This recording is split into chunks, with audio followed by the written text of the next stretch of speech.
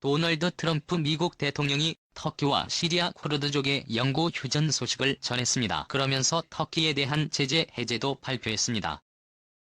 미군 철수로부터 16일 터키 침공 13일 만에 시리아 북동부 지정학적 질서에는 큰 지각 변동이 생겼습니다.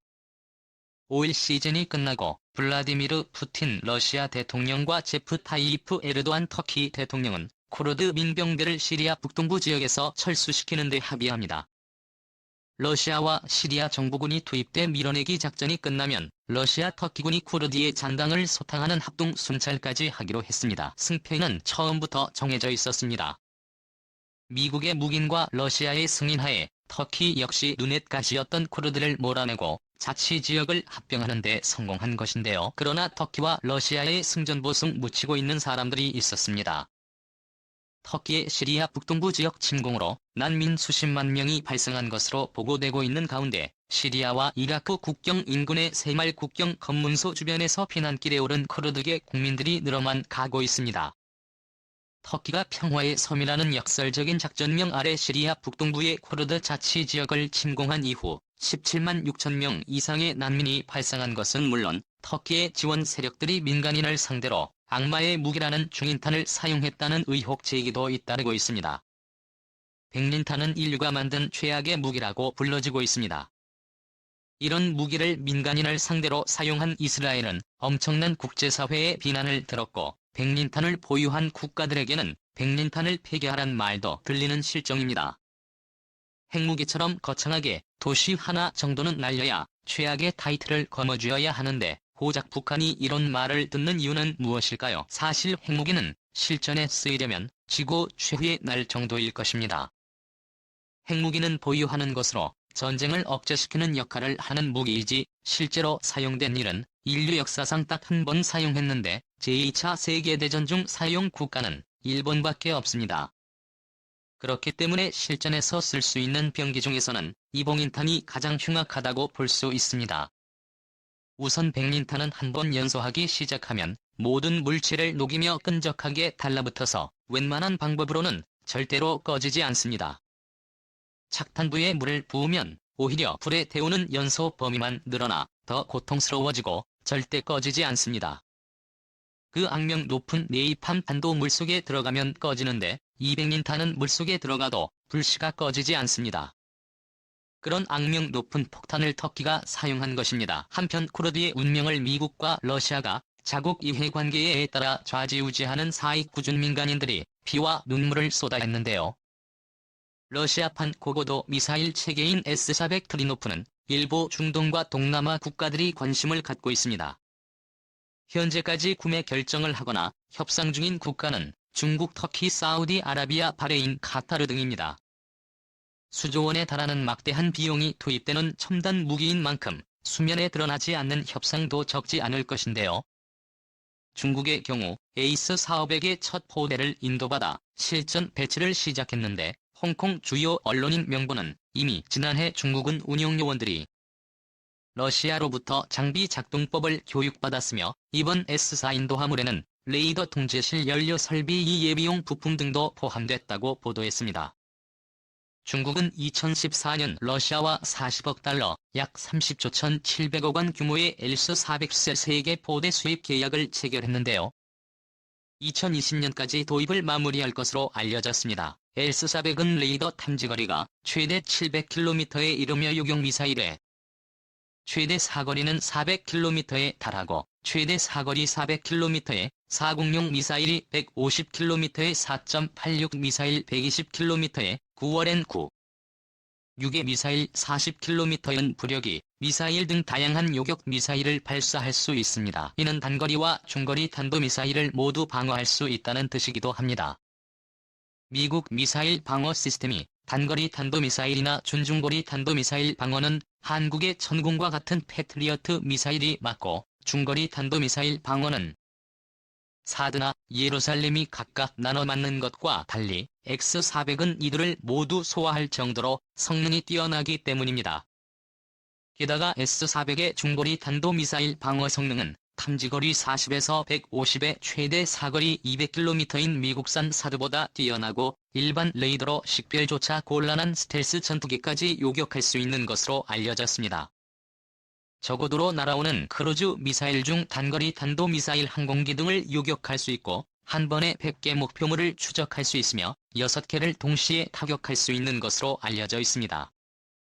한 개 포대가 보유한 요격 미사일은 30주기인데요. 러시아에선 이미 2007년 실전 배치 완료됐습니다. 한편 터키는 약 25억 달러를 들여서 400 도입 여부를 추진하고 지난해 말 러시아 국영기업 로스테크는 터키와의 400 거래에서 대금의 45%는 현금으로 받고 나머지는 러시아가 차관을 제공한 뒤 이를 받는다고 전했습니다. 이 업체에 따르면 첫 인도는 2019년부터 시작되었습니다. 그러나 터키의 400 도입에 대해 곱지 않은 시선도 많은데요. 북대서양 조약기구인 나토 회원국 터키가 러시아제 첨단 무기를 들여온다는 것에 대한 반발 때문입니다. 이 때문에 터키와 서방과의 관계가 더욱 껄끄러워질 것이란 전망도 나오고 있습니다. 사실 터키와 미국이 처음부터 이렇게 틀어지는 관계는 아니었는데요. 둘 사이가 틀어진 사건은 시리아 내전으로 시작됩니다. 시리아는 2011년부터 내전에 시달려왔습니다. 러시아 이란의 지원을 받는 바샤르 알아사드 대통령의 시아파 정부군이 사우디와 미국의 지원을 받는 수니파 반군 및 쿠르드족 민병대와 치열한 전투를 벌여왔기 때문에 시리아 내전 대응을 놓고 터키는 초기엔 나토 동맹국인 미국과 보조를 맞췄습니다. 하지만 시리아의 쿠르드족 민병대를 미국이 지원하게 된 것인데요. 터키는 이를 반대했으며 급기야 두 나라 사이가 틀어지기까지 한 것입니다. 터키는 자국 내 소수민족인 쿠르드족의 독립 요구 등으로 갈등을 빚어왔는데요. 터키는 자국 동부 시리아 동부 이란 서북부 이라크 북부 등으로 나누어서 거주하는 쿠르드족이 뭉쳐서 독립국 건설을 시도하는 상황을 우려해왔습니다. 일부 쿠르드인은 터키에서 공격 활동을 벌이기도 했는데요. 이에 따라 국경을 맞댄 시리아의 쿠르드족이 미국의 지원으로 무장을 강화하자 위기를 느낀 터키는 오히려 이들을 공격하기 시작한 것이지요. 시리아 내전 사태 특히 쿠르드족과 관련한 문제에서 터키는 미국을 비롯한 다른 나토 동맹국과 입장이 다르며 이에 따라 함께 보조를 맞추기는커녕 적대적인 태도를 보인 셈인 것입니다. 여기서 미국의 도널드 트럼프 대통령이 이스라엘 편을 들면서 텔아비브에 있던 미국 대사관을 예루살렘으로 옮기기로 한 것도 미국과 터키 사이의 갈등을 부추긴 원인 중 하나입니다. 그렇기 때문에 터키의 에르도안 대통령도 반발하고 있는 것입니다. 터키는 공화국 수립 이후 종교와 정치를 분리하는 세속주의 국가가 됐고 이스라엘과 수교하고 교류도 활발한 편이지만 에르도안은 이슬람계 정당의 지도자라서 기존의 전통적인 터키 공화국과는 다른 입장을 보이고 있는 실정입니다. 이와 관련해 생긴 터키와 미국의 틈새를 러시아가 교묘하게 파고들었던 것이죠.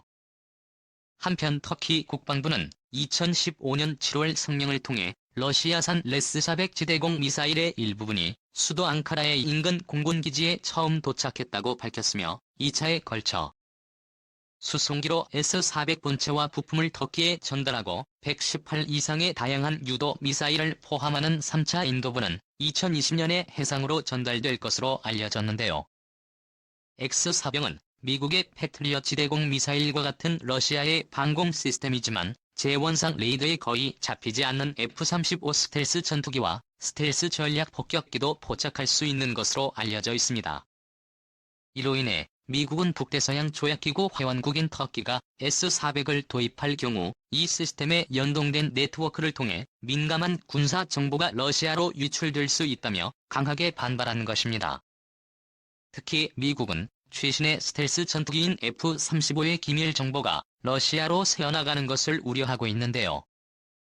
애초 미국은 터키에 9,100대를 판매하기로 했으며 터키는 F-35의 동체와 착륙장치 조종석 디스플레이 등의 생산을 맡는 등 F-35 제작 프로그램에 참여국이기도 합니다.